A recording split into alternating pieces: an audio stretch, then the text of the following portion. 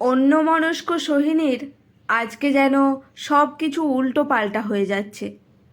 আজকে তার বিয়ে, একটা শুভ অনুষ্ঠান, এত বড়।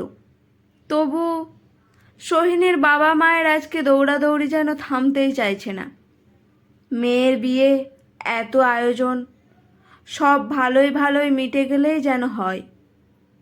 সোহিনীর বিয়ে, তার এতদিনের প্রতীক্ষিত মনের মানুষের সাথে, যাকে পাওয়ার তাড়না কতটা সোহিনী হাড়ে হাড়ে বোঝে।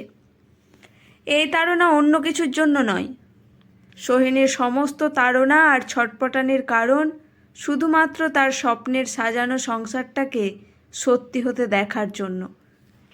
রুদ্রকে সোহিনী ভালোবেসে প্রায় সেই ছোটবেলা থেকে।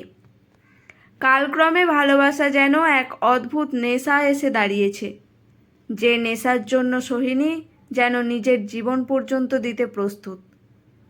সোহিনী নিজেও জানে না কেন সে একরোখা, জেদি, রুদ্রকে এতটা ভালোবাসে।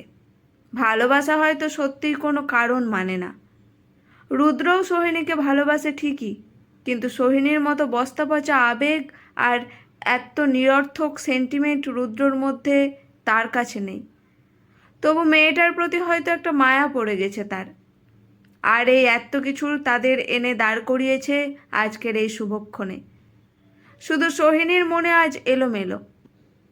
সে যেন ঠিক নেই পুরোপুরি, কিছু যেন ভেবেই চলেছে। কেন ভাবছে সে নিজেও জানে না। জলসা বসেছে। সাধারণ মধ্যবিত্ত বাঙালি বিয়েতে সব দেখা না গেলেও গানের আসর সোহিনীর চিরকাল পছন্দের। সোহিনী নিজেও ভালোই গান জানে। ছোট থেকে বিভিন্ন রকম গানের আসর সোহিনীকে আকৃষ্ট করে। সুর, তাল, ভাব, ছন্দে সোহিনী যেন হারিয়ে যায়। কখনো কাঁদে, কখনো হাসে। সোহিনী যখন একা কলকাতা শহরে পড়াশোনা করত, প্রায় সে অন্ধকার ফ্ল্যাটে গজল কিংবা হালকা সুরে কাওয়ালি বাজাতো আর হারিয়ে যেত কোনো এক অজানা দেশে। বুকে বই রেখে কখনো ঘুমিয়ে যেত, আর কখনো আকাশ দেখতো এক মনে। সাথে যেখানে থাকতো মিটমিটে উজ্জ্বল ছোট্ট ছোট্ট তারা। আজ সেরমই সোহিনীর বাবা একটা কম টাকার জলসা বসিয়েছে বিয়ের প্রাঙ্গণে, যেখানে কিছু অনামী অথচ গুণী শিল্পী বিভিন্ন রকম গান করছে, বাদ্যযন্ত্র বাজাচ্ছে সোহিনীর আনন্দের সাথে সাথে। সোহিনীর চোখের সামনে এখন সোহিনীর হাতে ধরে রাখা দুটো পান পাতা। আশেপাশে জনকল্লোল। কারা যেন বৌদি বলে তাকে ডাকছে আর বলছে তাড়াতাড়ি পান পাতা দুটো সরিয়ে সামনে তাকাতে। সোহিনীর মাথাটা কেমন ভারী হয়ে উঠেছে, বুকের ভেতরটা ঠান্ডা। কোনো মতে পান পাতা দুটো সরিয়ে সামনে তাকাতেই সোহিনী বিভোর হয়ে দেখতে পায় তার রুদ্রকে, তার চোখের সামনে। অবশ্যই তারই বরবেশে মিষ্টি হেসে দাঁড়িয়ে রুদ্র। সোহিনীর চোখের কোণটা জলে ভরে আসে। সোহিনী প্রথম আনন্দের কান্না অনুভব করে ক্ষণিকের জন্য, সব কিছু ভুলে। এ কান্না আনন্দের সোহিনী জানে আর বোঝে বহু মানুষের সাথে লড়াই করে জিতে গেলে কেমন লাগে সেই বিজয়ীর। মনে মনে ঠাকুরকে আরও একবার স্মরণ করে সোহিনী রুদ্রর গলায় মালা পরিয়ে দেয়, নিজেকে সবার অলক্ষ্যে দ্রুত সামলে নিয়ে। সোহিনী এটাও জানে এখন যে কারণেই হোক কাঁদতে বসলে রুদ্র অসন্তুষ্ট হবে, সেটা সে কোনো মতেই চায় না।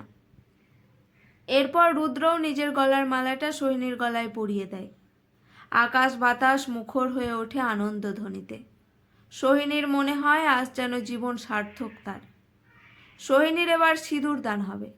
চারিদিক আনন্দে ব্যস্ততায় মুখরিত। কিন্তু হঠাৎই যেন গানের সুর কোথাও বিরহের আভাস তোলে। এক শিল্পী গাইতে থাকে আগের সবার মতোই, কিন্তু গানটা যেন ঠিক বিয়ের মতো এক অন্যান্য মিলনের সঙ্গে বেমানান লাগে সোহিনীর। আর চোখে তাকিয়ে দেখে সে ওদিকে এক শিল্পী একটা জোব্বা মতো পোশাক পরে নিজের মনে গেয়ে চলেছে। মুখের কাজটা সামান্য ঢাকা, বাকিরা বাজাচ্ছে, সবই ঠিক, কিন্তু গানটা কেমন যেন অন্যরকম শোনাচ্ছে সোহিনীর কাছে। ব্যাপার কি সোহিনী ঠিক আন্দাজ করতে পারে না। চারিদিকের ব্যস্ততায় উলু আর শঙ্খধ্বনি ছাপিয়ে যায় সেই বিরহর সুরকে। রুদ্র রাঙিয়ে দেয় সোহিনীর সিঁথি। লজ্জাবস্ত্র দিয়ে ঢাকা পড়ে যায় সোহিনীর অর্ধেক মুখ আর বিশেষ করে তার দুটি কাজল কালো চোখ। কিছুক্ষণের মধ্যেই বিয়ে পর্ব মিটে যায়। সোহিনীর বাবা মা আর সোহিনীকেও যেন অনেকটা আশ্বস্ত লাগছে এখন। বেশিরভাগ অতিথি খাওয়া দাওয়া সেরে বাড়ি ফিরে গেছে। জলসা এখন স্তব্ধ। জলসা ঘরের শিল্পীরা একে একে রাতের খাবার গ্রহণ করতে উদ্যত। আত্মীয়রা সোহিনী আর রুদ্রকেও বলছে এবার খেয়ে নিতে। রুদ্রও কিছু বন্ধুরা রুদ্রকে ঘিরে গল্প করছে। সোহিনী রুদ্রকে বলে একবার লজের ওয়াশরুমের দিকে যায়, একটু নিজেই ফ্রেশ করতে। আর দীর্ঘক্ষণ ধরে উপোস থাকার পর সোহিনীর একবার বাথরুম যাওয়ার প্রয়োজন মনে হয়। সোহিনী ভারী শাড়ি গয়না সামলে বাথরুম থেকে বেরোতেই সোহিনীর সামনে হাজির হয় সেই জব্বা পরিহিত ভদ্রলোক। সোহিনী সামান্য ঘাবড়ে যায়। লোকটি সোহিনীকে কিছু না বলে তার হাতে একটি খাম ধরিয়ে প্রস্থান করে। সোহিনী ভাবে উপহারস্বরূপ টাকা হতে পারে। চকচকে সোনালি ব্যাগে খামটা রেখে বাইরে যেখানে সোহিনীর ততক্ষণে ডাক পড়ে গেছে, সে সেদিকে দৌড় দেয়।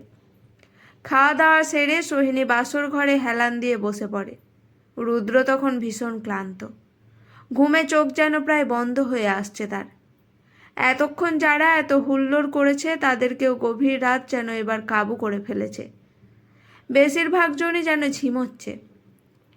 সোহিনী কিন্তু ক্লান্ত হলেও এক মুহূর্তের জন্য দু চোখের পাতা এক করতে পারেনি। বসে বসেই হঠাৎ কি মনে করে ব্যাগটা থেকে বের করে আনে গোলাপি রঙের ওপর সোনালি কারুকার্য করা খামটা, যেটা দিয়ে গেছিল সেই জব্বা পরিহিত গানের শিল্পী। আর খামটা খুলতেই সোহিনী আশ্চর্য হয়ে দেখে সেখানে একটি চিরকুট ছাড়া আর কিছুই নেই। চিরকুটে কিছু লেখা খুব ছোট ছোট হস্তাক্ষরে। ক্লান্ত চোখে সোহিনী পড়তে চেষ্টা করে, আর যা পড়ে সেটা তাকে আর বিশেষ দিনে আরেক বিশেষ খবর জানায়। পূব দিকে হালকা আলোর রেখা ফুটেছে। সোহিনীকে কাঁদতে দেখে সবাই বুঝেছে তার মন ভারী হয়ে এসেছে বিদায় বেলায়। 24টা বছর যেখানে কাটিয়েছে তা ছেড়ে আজ চলে যেতে হবে একটা অন্য বাড়িতে। মন তো খারাপ হবারই কথা। সোহিনী জানে সোহিনী কেন কাঁদছে। বিয়ের গোটা দিনটা ধরে যা তাকে এলোমেলো আর অনুতপ্ত করে চলেছিল সেই বিষয়ে সোহিনী কাঁদছে। সোহিনীর মনে পড়ে যাচ্ছিল তার গানের ক্লাসের কথা, যেখানে গুরুজির সাথে সাথে আরেকজনের গান সোহিনীর ভালো লাগতো। যে গাইতো কম, ভয় পেত বেশি, কিন্তু গাইলে যেন মন ছুঁয়ে নিত সবার। সোহিনীর মনে পড়ে যায় রঙ্গনকে। রঙ্গন এক সদ্য উঠতি বয়সের তরুণ, যে সোহিনীর সাথে একই ক্লাসে গান শিখত। রঙ্গন যখন তার কাঁপা কাঁপা হাতে সোহিনীকে প্রেম নিবেদন করেছিল, সোহিনীর এক অন্যরকম অনুভূতি হয়েছিল। চিরকাল রুদ্রর কাছে চোখ নামিয়ে ভয় পেয়ে থাকা সোহিনী দেখেছিল একটা নিষ্পাপ মানুষ কিভাবে ভয় পাচ্ছে অকারণে। রঙ্গনের চোখে ছিল সোহিনীকে হারানোর সেই একই রকম ভীতি, যা সোহিনীর চোখে রুদ্রর জন্য থাকত। দুঃখের বিষয় যা রুদ্র কোনোদিনই খুব একটা বোঝেনি, বুঝলেও ওপর ওপর। সোহিনীর আকুতিগুলো রুদ্রর প্র্যাকটিক্যাল মাইন্ডকে কতটা অন্তর থেকে ছুঁতে পেরেছে সোহিনী জানে না। রুদ্রর সাথে সম্পর্কে থাকাকালীন সোহিনী রঙ্গনের সেই কাতর দৃষ্টিকে ফেরাতে পারে না। একই সঙ্গে সোহিনী রুদ্র আর রঙ্গন দুজনকেই ঠকিয়ে চলে দিনের পর দিন। রুদ্রর কাছে আহত হলে সোহিনী ফিরে যেত সেই শান্ত রঙ্গনের কাছে। মনের কথা উজাড় করে বলতো, কিন্তু কোনোদিনও রুদ্রর কথা বলেনি সে রঙ্গনকে। ক্রমে মাস্টার ডিগ্রি কমপ্লিট হয়ে যখন নিজের শহরে ফেরার সময় আসে, সোহিনীর জ্ঞানচক্ষু খোলে। সে রাতারাতি সব শেষ করার সিদ্ধান্ত নেয় রঙ্গনের সাথে, এবং বাড়ি ফিরে এসে নিজের নম্বর বদলে দেয়। রঙ্গন যে কোনোদিনই সোহিনীর বাড়ির বা ব্যক্তিগত কোনো বিষয়ে জানতে কৌতূহলী হয়নি, শুধু সোহিনীকে দেখে তার সান্নিধ্য অনুভব করেই শান্তি পেয়েছে। সে বিশ্বাস করেছিল শুধু সোহিনীকে। রাতারাতি যেন আকুল পাথরে পড়ে। সোহিনীর একটা মেসেজ একই সঙ্গে পাগল আর স্তব্ধ করে দিয়েছিল রঙ্গনকে। সেই মেসেজে লেখা ছিল খুব সংক্ষেপে যে রঙ্গনকে ছেড়ে সোহিনী চলে যাচ্ছে তার রুদ্রর কাছে। ক্ষমাও চেয়ে নিয়েছিল সে। ব্যাস, তারপর আর কি? তারপর সময়ের সাথে সাজিয়ে নিয়েছিল সোহিনী নিজের জীবন রুদ্রর সাথে। রঙ্গনকে ভুলতে তার সময় লাগেনি বেশি, বা কষ্টও খুব একটা হয়নি। শুধু মাঝে মাঝে অনুতাপ কুড়ে কুড়ে খেয়েছে সোহিনীকে। কখনো তার পরিমাণ বেড়েছে, কখনো কমেছে। সোহিনী চেয়েও পাপের কথা উন্মোচনের ভয়ে আর রুদ্রকে হারানোর ভয়ে পারেনি রঙ্গনের কোনো খোঁজ নিতে। রঙ্গন হারিয়ে গেল সোহিনীর জীবন থেকে। বদলে শুধু অনুতাপের লাল রং হয়ে স্মৃতির এক কোণায় থেকে গেল সোহিনীর মনে। রঙ্গন সোহিনীকে ছেড়ে নিজের ভয় জয় করে জীবনে এগোতে পারল কিনা মরে গেল সোহিনীর কথা ভেবে ভেবে? কেউ জানতে চায়নি, কোনোদিনও না। আজ চিঠিটা রঙ্গনই দিয়ে গেল জব্বার আড়াল থেকে। এত এত সুখ আর ঐশ্বর্য সোহিনীকে অন্ধ করে রাখল। হয়তোবা বধিরও। সোহিনী জব্বার আড়ালে রঙ্গনকে চিনতে পারল বা না, তার গানও সোহিনীকে চেনাতে পারল না সেই পুরনো রঙ্গনকে। রঙ্গনের চিঠিতে কিছুই লেখা ছিল না তেমন। সোহিনীর সেই সংক্ষিপ্ত মেসেজটা হুবহু টোকা ছিল চিরকুটে, আর লেখা ছিল এটাই যে সোহিনী যেন রঙ্গনকে নিয়ে আর কখনো অনুতাপ বা চিন্তা না করে। রঙ্গন কোনোদিন সোহিনীর বা তার আদরের সংসারের ছায়াও মারাবে না। রঙ্গন সোহিনীর প্রতারণা ছাড়া বাকি সব দিক দিয়ে সোহিনীকে এতটা চিনত অন্তর থেকে। রঙ্গনের এটা সোহিনীকে দেওয়া তার নতুন জীবনের জন্য কোনো উপহার ছিল নাকি কোনো প্রতিশোধ নাকি উপহাস, সোহিনী জানে না। সে শুধু বুঝল রঙ্গনের ভালোবাসাকে ঠিক কতটা একা করে সোহিনী চলে গেছিল, তেমন কিছু না ভেবে, বা হয়তো শুধু নিজের কথা ভেবে। রঙ্গনের ভালোবাসাকে বোঝার মতো বা সম্মান করার মতো সামর্থ্য সত্যিই সোহিনীর নেই, কোনোদিনই ছিল না, আজও নেই, ভবিষ্যতেও হবে না। সোহিনী তো আজ মুক্ত, সামনে তারই চিরপ্রতীক্ষিত আলোয় ভরা জীবন। তবু কেন কেন সোহিনী চিরকুটটা ছিঁড়ে ফেলেও কেঁদে চলেছে? কেন অবিরাম কাঁদছে? লোকে দেখছে তবু থামতে পারছে না নিজেকে কেন? সোহিনী বুঝতে পারছে না কিছু, হাতড়ে চলেছে যেন কিছু, তবু পাচ্ছে না কিছুই হাতের কাছে। কেন? এ কি হলো সোহিনীর?